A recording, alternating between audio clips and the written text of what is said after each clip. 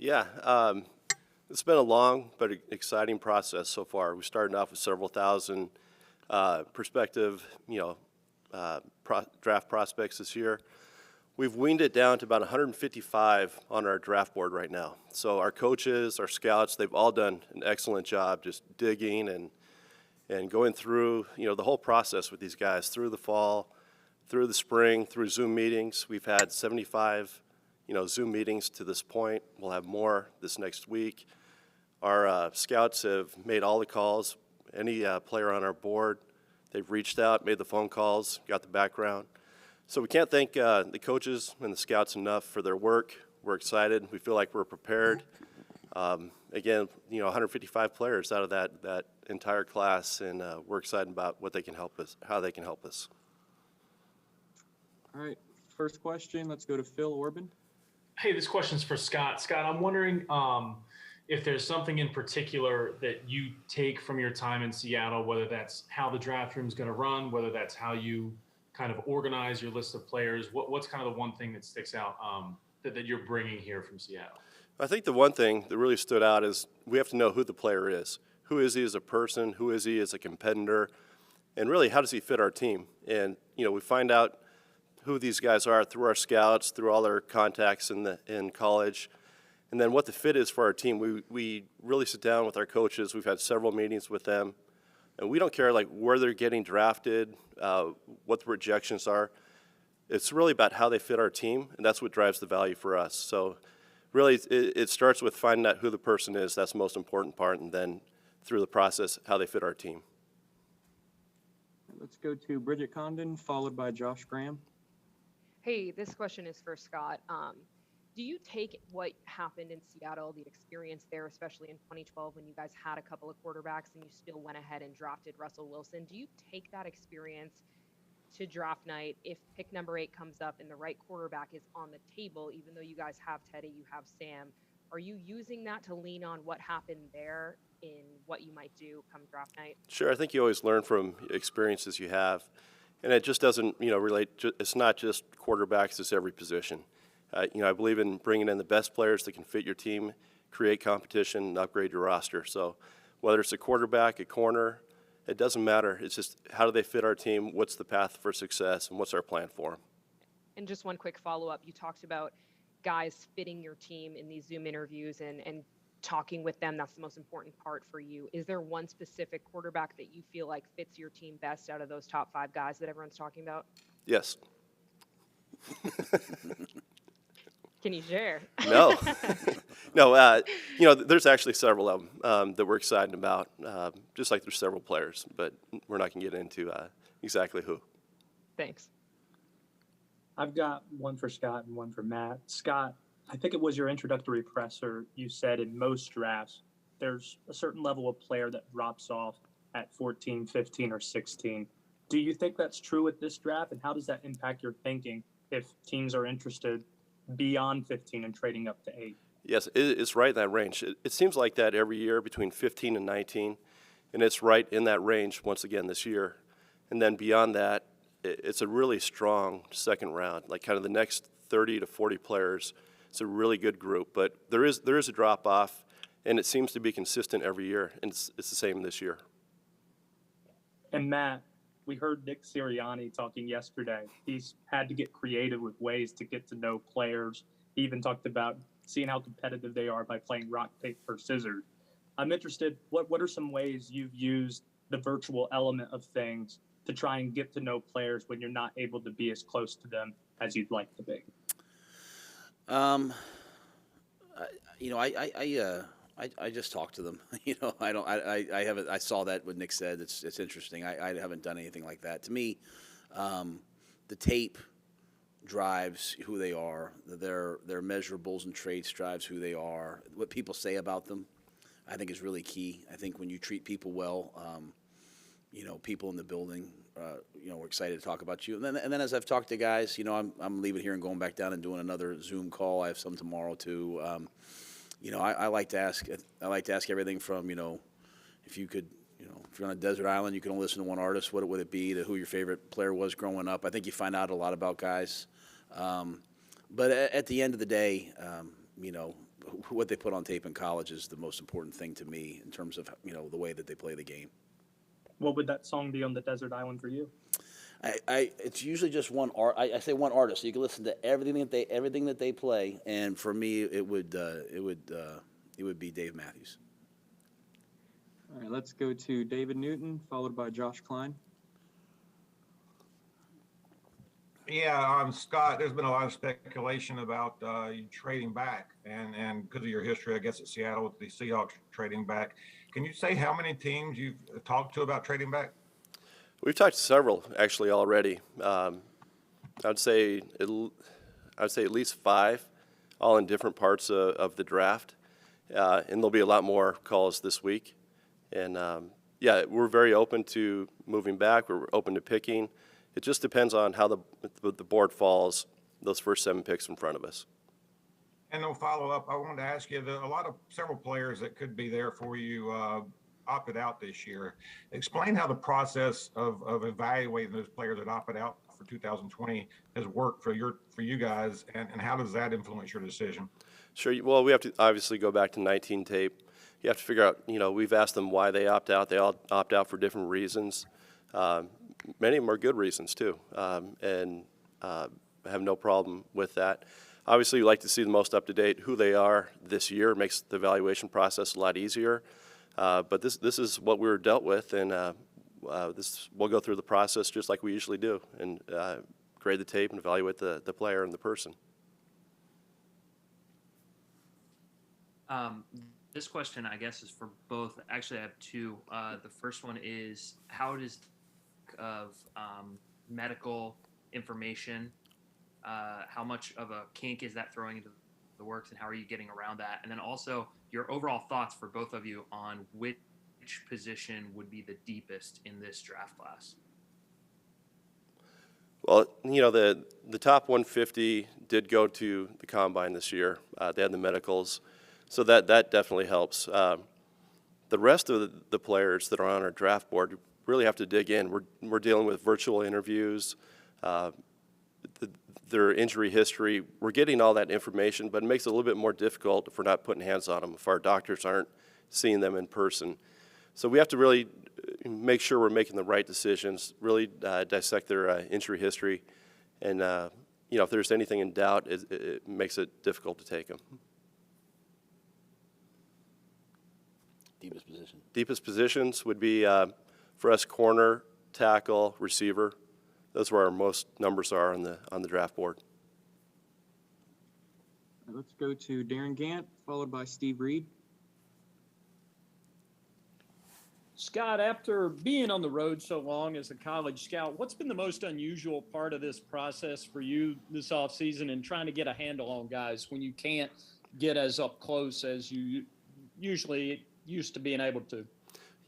Just trying to figure out who the person is. Again, that goes back, that's one of the most important evaluation tools we have, is just getting in front of the person, talking to them, figuring out what motivates them.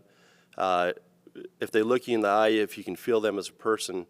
I love being in front of the guys, and it's made it difficult this year. But that's why we do the Zoom calls with them. It's why we make the phone calls. It's why we make the calls to equipment managers, coaches, whoever knows these players, and we just put this together, put the picture together best we can. Scott or Matt, I understand best player available at 8, but when you walk away from this draft next weekend, what positions do you feel like you kind of have to address on this team? You're on a roll, brother. I'm doing all the talking. I'm fine with that. There's some obvious positions that we can upgrade. But again, we're going to just take the best player available. That's what we did in free agency. We filled a lot of needs. We're built through the draft team, and that's what we want to do, is take the best available player. We don't want to be forced into taking a need. So that's what I'd say. That's how I'd answer the question. Want to take a shot at it? No, I think Scott's right. I think the job that was done in free agency allowed us. There's no any one position where we feel like, hey, we need to take someone here. So What we want to do is we want to be able to look at back at like 5 or 6 years and say, hey, we have a couple of great players that came out of this draft. And so if we look at it from that perspective, it's not necessarily about a need for this season. It's really trying to build the team, the team that can compete year in and year out. So we'll just try to take the best players and know that we have a roster that allows us to do that. Steven Toronto, next question, followed by Jonathan Alexander. This is going to be a question for Coach Rhule, but Scott can interject if he wants to. Coach, the last time you talked to us, you talked a little bit about Bill Parcells' philosophy towards team building. One of the other things Parcells also said was that if they want you to cook the dinner, you should at least be able to buy some of the groceries. Given that this is your first draft working with Scott, what would you say has been your collaborative process with him, and how controlled the shopping cart do you feel? I think the process has been great. We're going to finish here, have lunch, and go back, meet again today. To me, it's all about vision. It's all about, it's about the Carolina Panthers, from me to Scott to every coach to every scout, all of us understanding the vision of the type of player that we want, the type of team that we want to build, and then the vision at each position. And so when people see that thing, when they see the visions the same way, they might not agree on the player, but they understand the vision. You end up bringing in the right type of players. And so I think it's been unbelievably collaborative. I never want groupthink, so I don't want it on our coaching staff. I'm sure Scott doesn't want it on his personnel staff. If we all think the same, then no one's thinking. But what we do want is discussion, conversation. People say collaboration. Collaboration sometimes is disagreeing and arguing. So I think we have a great thing going. And I'm sure that, there's a lot of work still to be done till draft night. But I'm very grateful for the work that the personnel staff and Scott's staff have done, because they're here day and night working at it. So, and as far as I'm concerned, I have no doubt that Scott does not want to put a player on this roster that we don't want to coach. There's no doubt. So, that lets you feel really good about the direction we're heading. Hey, Scott and Matt, hope y'all are doing well.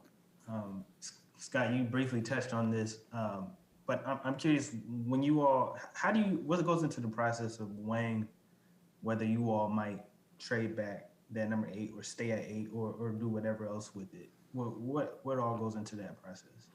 We'll look at the players that are available when we pick, and how many of those players that can help us that we've identified, how far we can go back and still get one of those players without trading out of a level. We don't want to trade out to, say, beyond a certain level where the talent dips. And we know exactly where that's at in this draft, and we'll see what the options are.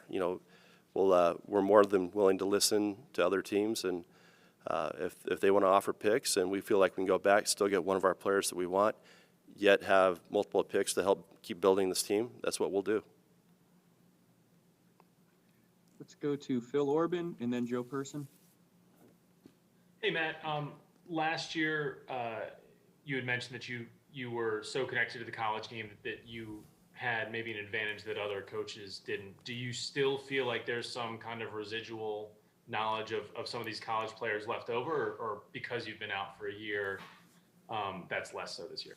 No, I have, I would say that I have, when I say I mean our staff, a lot of guys on our staff too, have a lot of connections with a lot of these guys, either through recruiting or playing against them, or just through the whole process. Like, you might sign 25 guys a year, but to get to those 25, like Scott alluded to about this process, you start with 5,000.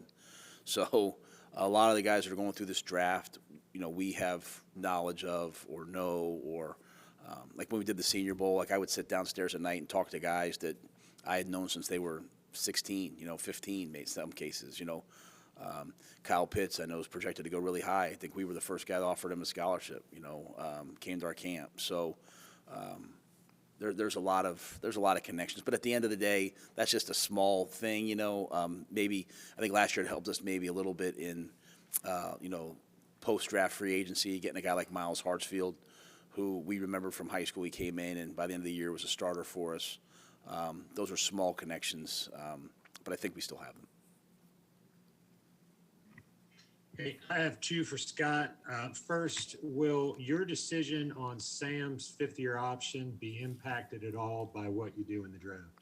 No, we have a plan in place, and that's something we'll address after the draft, and that's what we're focused on right now, but we have a plan in place. Is that an expectation to pick up the option? Again, we'll talk about it after the draft, but yes, we do have a strong plan in place. And then secondly, John Schneider, I think, was pretty open about talking about how in Seattle you guys like corners with 32-inch arms. Is that a philosophy that you'll bring here? And then similarly, will you have a philosophy on arm length for offensive tackles? Do you have a philosophy? You know, as far as corners, we change to what our coaches want, what they expect. We're not going to play with the exact type of corner we played with in Seattle. We look for different traits here. We adjust as a personnel staff to that. Obviously, length is important. It does show up on tape. It's important for offensive linemen as well, and it is a factor that we look at. Let's go to Brett Jensen, followed by Jason Brown. Hey guys, thanks. I'm just curious, in terms of free agency, are you guys for the most part done for a little bit, maybe until training camp starts and you get more cuts during training camp? Or are you still active? Are you still pursuing? What's your thoughts on that for this as you're leading into the draft? We're always looking at acquisition. We'll look at it every day. We look at the waiver wire every day. We never feel like our roster is set. We always want to create competition and upgrade the back end. So that's, if there's a player available that we think can do that, we'll do that. Hey, gentlemen, Jason Brown, Spectrum News 1. Thanks for your time. I know Matt talked about the collaborative process of this draft, but since this is your first draft together and you're getting to know each other a little bit better, I'm hoping each of you would be willing to share maybe something new that you've learned about the other through this whole process, whether it's a funny story or even something serious. He likes pickled eggs. There's an inside story on that one.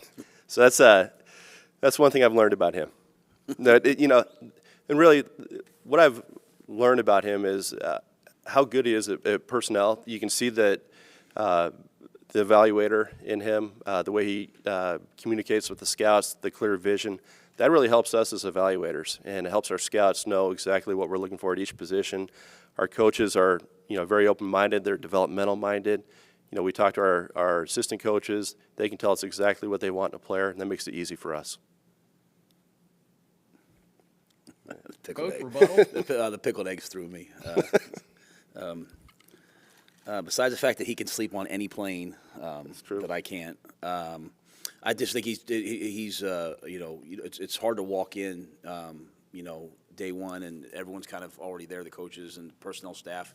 I think Scott's got a tremendous way with people, and you can see it when you're on the road and how many other, you know, I haven't had one person that knows me say, you know, anything bad about Scott. That people rave about him.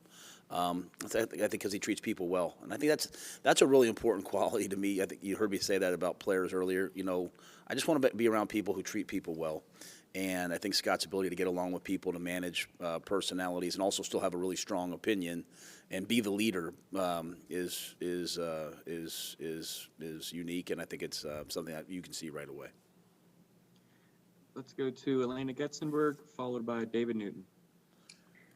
First, I have a couple questions for each that are all kind of short. For Scott, is there any update? I know you talked about Sam's fifth-year option, but on DJ's fifth-year option, is it kind of the same approach with waiting until after the draft? Yeah, we're focused on the draft right now. Those are all things that we think about. Obviously, it's something you manage every day, but something we'll address after the draft. And concerning Teddy, is there any update with regards to those talks, or are you still having conversations with his representation, or what's the latest? Yeah, we've had a lot of dialogue with Teddy's agent, with Teddy, and Teddy's part of our team right now. And that's where we're at, and we're moving forward with this. And then for Matt, I was curious about having guys back in the building. I know you had talked about how you were hopeful that would be the case, but what's the past week been like so far? Well, I mean, it's great. You get into coaching because you love working with players, you love being around players, you love being around the game, and this is a really big building. And when the team's not here, the halls are a little quieter. So, obviously.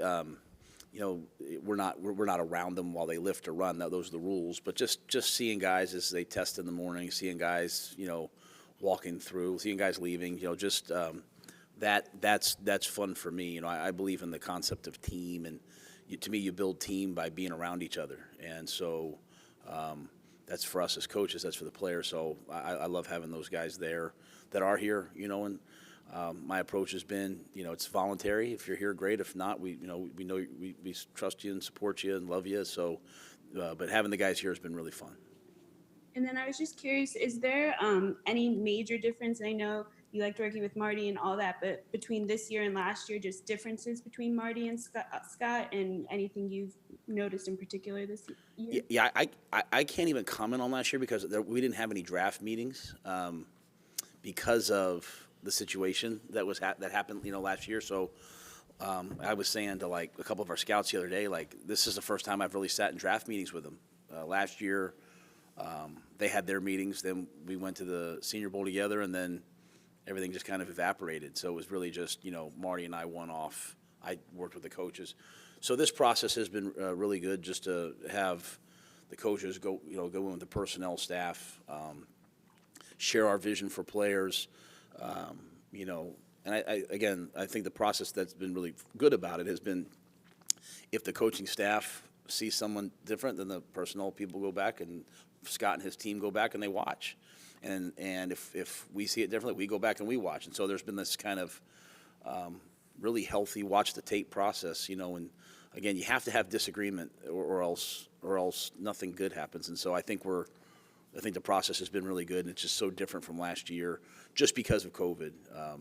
I'm sure had there been no COVID, we would have had this process or something like it last year. So it's good for me just to be involved in it.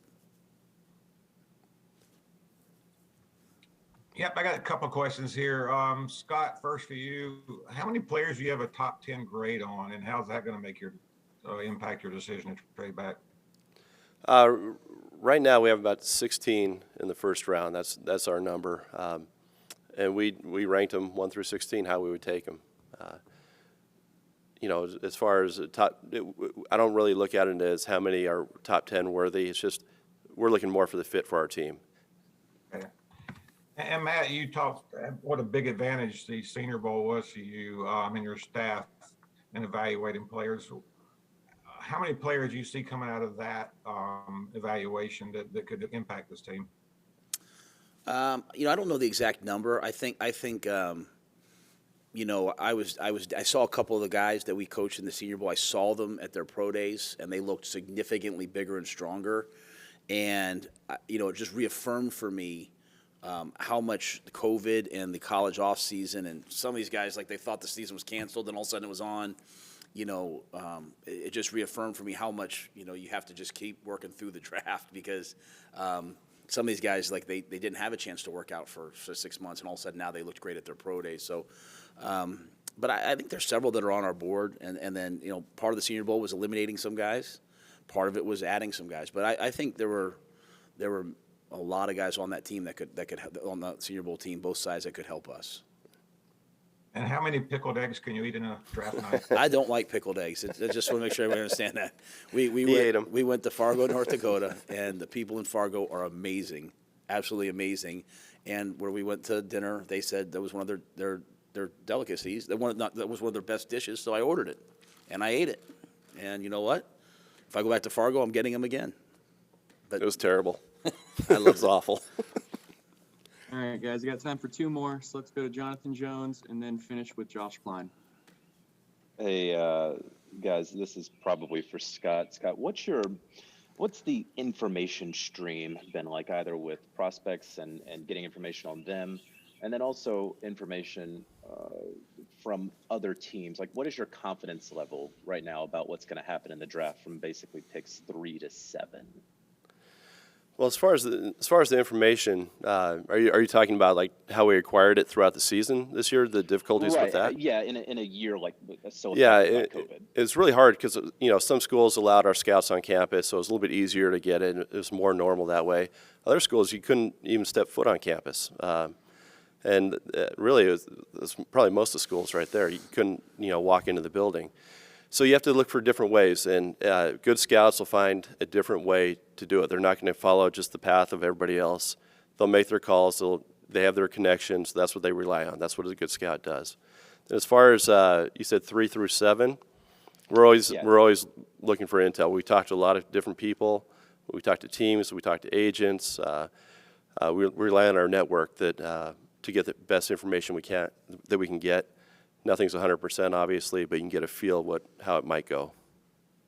And then just a quick follow-up for Matt. Matt, did you get in any elevators with prospects during this time? Did you talk with anyone where you said, you know what, after this Zoom call, you're off the list? Not off the Zoom call, but yeah, there's been guys that I think for all of us that we've said, hey, you know what, this guy's just probably not a great fit here. You know, be it the Senior Bowl, be it just going through the whole process. You know, we want a certain type of person, and there's a lot of them out there. And if someone's not right for us, hopefully they'll be right for somebody else. Let's go to Josh Klein for the final question.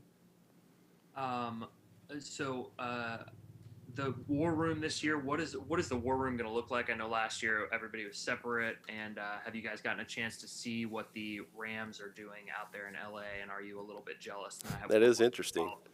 That'd be a lot of fun. We did opt. We're going to do it up here in the stadium in the upper deck here, the 300 level. We opted to have 10 people in the room, and that's how we're going to operate this year. It is a collaborative process. All of our scouts will be involved. Coaches will be involved. But we did opt for the 10 in the room during this time. But, yeah, the Rams definitely looks like a lot of fun. And then, Matt, I was wondering if we could get your reaction to the newly rescheduled Dave Matthews Band tour opening in Raleigh in July, and your favorite song. July 23rd. I'm excited. Fired up. Favorite song? Oh, you know what? This is going to be controversial, but I would probably say You and Me. Just No Gray Streets. That's what I'm saying. It's controversial, I know, but I would say You and Me.